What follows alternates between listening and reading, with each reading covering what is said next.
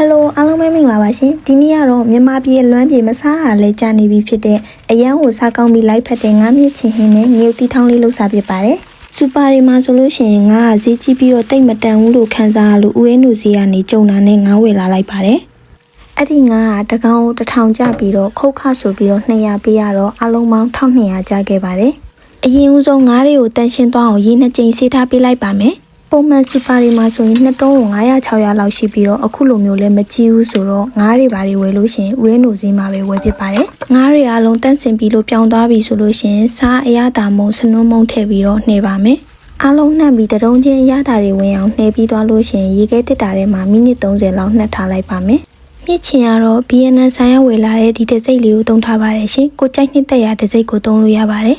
ငါးနှက်ထားတဲ့အချိန်မှာကြက်သွန်နီရဲ့ကြက်သွန်ဖြူရဲ့ဂျင်းရဲ့ကိုနှုတ်ဆင်ပေးထားလိုက်ပါမယ်။ကျိတ်ဆက်နဲ့ကျိတ်ချင်တဲ့သူကလည်းကျိတ်လို့ရပါတယ်။ကြက်သွန်ဖြူရဲ့ဂျင်းရဲ့များများလေးထဲမှာသူ့ရဲ့ငါးအညီနဲ့ပြောင်းပါပါ။စီထည့်ပြီးလို့စီပူလာပြီဆိုလို့ရှိရင်ခုနကနှုတ်ဆင်ထားတဲ့ကြက်သွန်နီရဲ့ကြက်သွန်ဖြူရဲ့ဂျင်းတွေကိုထည့်ပြီးစီတက်ပေးလိုက်ပါမယ်။စီတက်ပြီးနည်းနည်းနွမ်းလာပြီဆိုလို့ရှိရင်ဆနွန်းမုံရဲ့အယောင်နေမုံရဲ့ထည့်ပြီးတော့မှုတ်ပေးလိုက်ပါ။ငရုတ်တီးအယောင်နေမုံကိုအစတွေကထည့်လို့ရပေမဲ့အခုမှထည့်တာညှို့နှံတက်တာလို့ပါ။ပြီးရင်စိမ့်စားငပိလက်ဖက်ရည်စွန်းတစ်စွန်းစာထည့်ပါမယ်။ငပိတွေကြေသွားအောင်ရေနည်းနည်းလေးထည့်မွေပြီးတော့ခုနကနှက်ထားတဲ့ငါးတွေကိုထည့်ပြီးတော့လုံးပေးလိုက်ပါမယ်။အဲ့နေရာမှာတတိထားမှာငါးတွေအတုံးမပြတ်ပဲမကြေသွားအောင်ညင်ညင်တတလေးမှုပေးရပါမယ်။ငါးတွေဟိုဘက်ဒီဘက်လှန်ပြီးနှောက်အောင်လုံးပြီးသွားပြီဆိုလို့ရှိရင်ခုနကမြစ်ချင်ထည့်ပါမယ်။မြစ်ချင်ထည့်ပြီးသွားရင်လေခုနကလိုပဲငါးတွေမကြေအောင်ညင်ညင်တတလေးမှုပေးရပါမယ်။အရေးအတွက်အရသာကိုစားရည်ငါးအသားမုံရည်ကိုတိုင်းတာနဲ့ကိုလိုတလိုထည့်ပြီးမှုပေးလိုက်ပါမယ်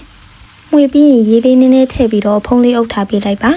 ။ငါးအနှွေပစုံအကွေးဆိုတဲ့အတိုင်းငါးအဖုံးမအုပ်ခင်ကလေးကချက်နေပါပြီ။အဲဒါကြောင့်မလို့အဖုံးကို10မိနစ်လောက်ပဲအုပ်ထားပေးပါရှင်။အရသာမြည်ကြည့်ပြီးတော့အဆင်ပြေပြီဆိုလို့ရှိရင်ရှမ်းနံနံသို့မဟုတ်နံနံမင်းအုပ်ပြီးတော့ချလိုက်လို့ရပါပြီရှင်။ငရုတ်တီးထောင်းဖို့အတွက်မှုမွေးလေးဖြစ်အောင်ငရုတ်တီးနဲ့ကြက်သွန်ဖြူကိုလှော်လိုက်ပါမယ်။